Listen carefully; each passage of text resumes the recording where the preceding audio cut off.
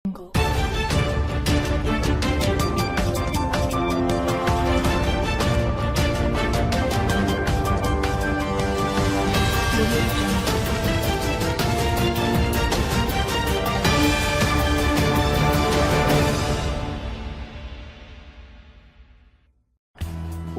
Secretary वज़ीर-ए-आला Punjab मियां ज़ीशान रफ़ीक और city सदर मुस्लिम league नून मोहम्मद अफसल मंशा ने काउंसलर्स और मोअज़्ज़िज़ीन इलाका के हमरा वॉइस ऑफ डस्का टीम को शहबाज शरीफ पार्क का विजिट करवाया।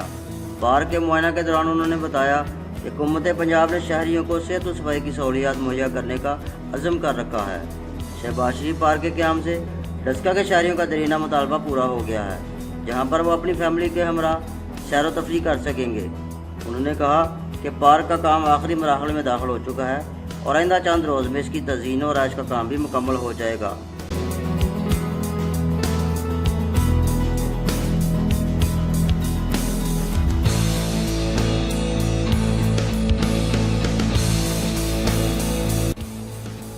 शहबाज शरीफ पार्क हुकूमत पंजाब का अच्छा इकदाम है, जिससे शहरियों को सेहतमंद आबो हवा के मौके मुयसर होंगे। मोहम्मद अमीन रज़ा, वॉइस ऑफ डस्का।